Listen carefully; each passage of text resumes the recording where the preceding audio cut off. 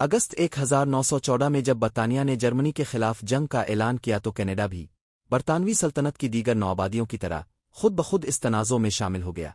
Canadian expeditionary force में खिदमात अंजाम देने वाले 6,20,000 से जायद फौजियों में हज़ारों मकामी इंडिजिनस नौजवान भी शामिल थे जिन्होंने घरेलू सतह पर बुनियादी हुकूक से महरूम रहने के बावजूद रज़ाकाराना तौर पर जंग में हिस्सा लिया। उन्हीं में से एक थे फ्रांसिस पीगा मागबू, जो पहली जंग अजीम के सबसे कामयाब स्नाइपर साबित हुए। वो 9 मार्च 1891 को मौजूदा Shawanaga First Nation Nobel Ontario Canada के करीब में पैदा हुए।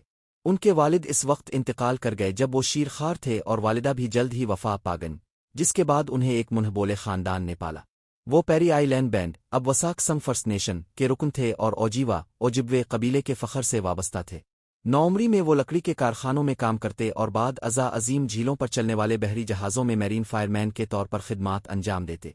जब पहली जंग अजीम शुरू हुई तो कनाडा में मकामी अफराद को इब्तिदा में फ़ौज में शमूलियत से हौसला शिकनी की गई और बाज़ सूरतों में उन्हें रद्द भी कर दिया गया। इसके बावजूद पीगा मागबू इब्तिदाई रज़ाकारों में शामिल थे जिन्होंने पेरे साउंड डिस्ट्रिक्ट से शमूलियत इख्तियार की। उन्होंने मकामी मिलिशिया 23 और नादरन पायरज में शमूलियत इख्तियार की, जो बाद में कैनेडियन एक्सपेडिशनरी फोर्स की पहली बटालियन में जम हो गई। 1915 के अवाइल में वो बेल्जियम के मगरबी महाज पर पहुंचे, जहां उन्होंने दूसरी जिंग पुर्ज में हिस्सा लिया, जिसमें जर्मनों ने पहली बार बड़े पैमाने पर जहरीली गैस का हमला किया। इसके बाद उन्होंने फ्रांस के शुमाली महाज पर 2 खूनरेज लड़ाइयों फीसट्यूबर्ग और दूसरी गिविनुची की कार्रवाई में हिस्सा लिया। उन मार्कों में कैनेडियन फौजियों को जर्मनों की मजबूत मोर्चों पर बराह रास्त हमले का हुक्म दिया गया, जो बहुत नुकसानदेह साबित हुआ। उन्हीं दिनों में पीगा मागबू ने गैर मामूली सुकून, निशानाबाजी और जुरत का मुजाहरा किया। जल्द ही वो स्कावट, रनर और बटालियन स्नाइपर के तौर पर तैनात हुए, अक्सर दुश्मन की ज़मीन में दाखिल हैकर मालूमात जमा करते और पैगामात पहुंचाते।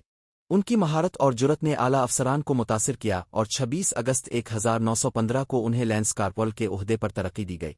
मार्च 1916 में उन्हें डिस्टिंग्विश्ड कंडक्ट मेडल के लिए नामजद किया गया, लेकिन बाद में उन्हें मिलिट्री मेडल दिया गया, जो इस वक्त के पहले 78 कैनेडियन फौजियों को दिया गया था। 30 अगस्त 1918 को स्कार्प की लड़ाई के दौरान उनकी यूनिट का गोला बारूद खत्म हो रहा था और वो अलिफाटन वुड के करीब जर्मन हमले के खतरे में गिर गए। ऐसे वक्त में पीगा मागबू ने खिले मैदान को शदीद मशीन गन और राइफल फायर के बावजूद उबूर किया और इतना असलहा वापस लाए कि कई जर्मन जवाबी हमलों को रोका जा सका। इस शानदार बहादुरी पर उन्हें मिलिट्री मेडल पर दूसरा बार अता किया गया। 3 साल से जायद मुसलसल मुहाजी जंग के बाद पीगा मागबू ज़हनी दबाव का शिकार हो गए और कई इंज़िबाती मसाइल सामने आए। नवंबर 1918 के अवाइल में उन्हें इंग्लैंड भेज दिया गया, जहां उन्हें यागुजासिचन साइकोसिस थकन की वजह से ज़हनी बीमारी तशख़ीस हुई।